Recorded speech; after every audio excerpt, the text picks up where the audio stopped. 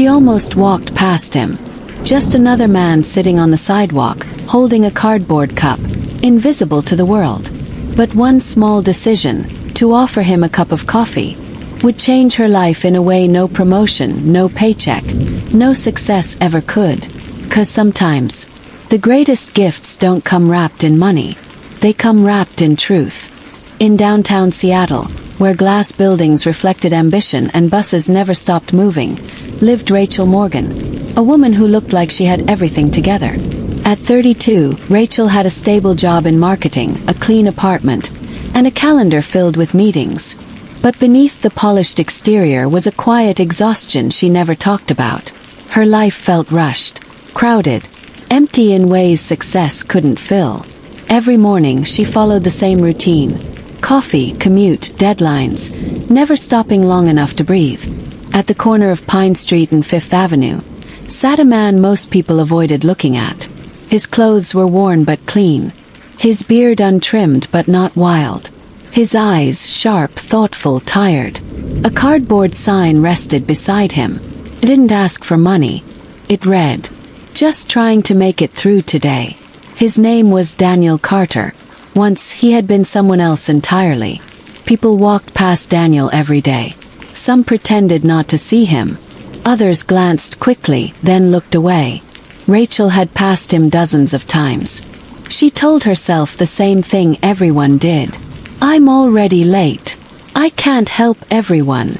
Someone else will." But that morning, something felt different.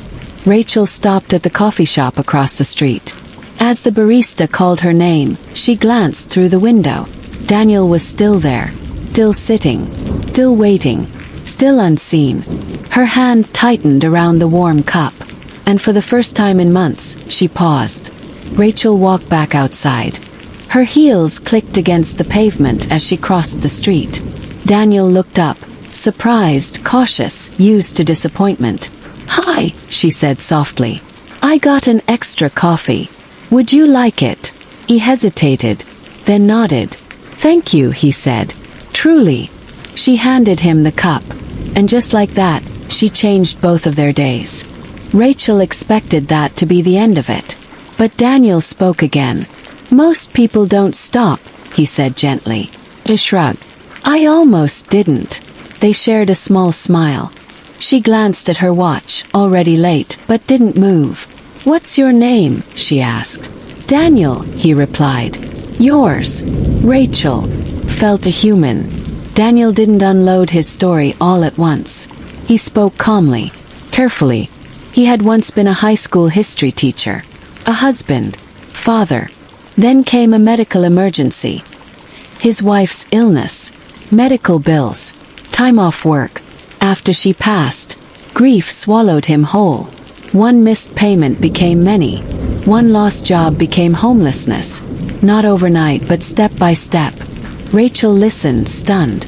She had complained about stress, about deadlines, about traffic. Daniel had lost everything, and still spoke without bitterness. For the first time in years, her problems felt smaller. Before Rachel could leave, Daniel asked something unexpected. "Can I tell you something?" he said. She nodded. "Don't wait for life to slow down," he said quietly. "It never does." Those words landed heavier than she expected. Rachel smiled politely, thanked him, and finally left. But all day, his words stayed with her. That night, she realized something unsettling. She had been living on autopilot. Busy but not present. Successful but disconnected. Daniel hadn't given her advice. He had given her awareness. The next morning, Rachel bought 2 coffees. She crossed the street again. Daniel looked up, surprised. "You came back," he said. "I wanted to," she replied. Days turned into weeks. Rachel stopped by whenever she could. Sometimes with coffee. Sometimes with a sandwich. Sometimes just to listen. They talked about books, history, life. Daniel never asked for money. He asked questions instead. Questions Rachel had stopped asking herself. One morning, Daniel handed Rachel something. A folded piece of paper.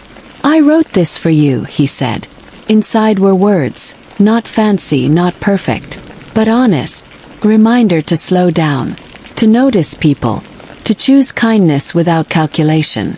It was perspective, and it was priceless. If this story is touching your heart, subscribe to the channel and turn on post notifications, so you never miss powerful real-life stories that remind us what truly matters. Now, here's where everything changed. Rachel couldn't forget Daniel's story. She researched local shelters, job placement programs, teaching assistance roles. She didn't try to save him, she tried to support him.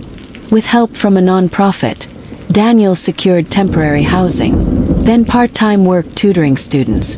Slowly, dignity returned. One morning, Daniel wasn't at the corner. Rachel panicked, then smiled. She later received a letter.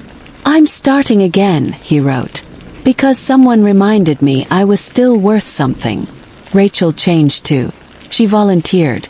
She slowed down. She listened more. Success no longer defined her days. Connection did. Years later, Rachel received another letter. Daniel was teaching again. He had rebuilt, not perfectly but honestly. And he ended the letter with words she would never forget. "You gave me coffee. I gave you perspective. We both walked away richer." Rachel often thought back to that morning. How close she came to walking past. How one small kindness created ripples she never could have planned. Money can buy comfort, security, things, but compassion buys something greater. Perspective, connection, humanity, and sometimes, all it takes is a cup of coffee.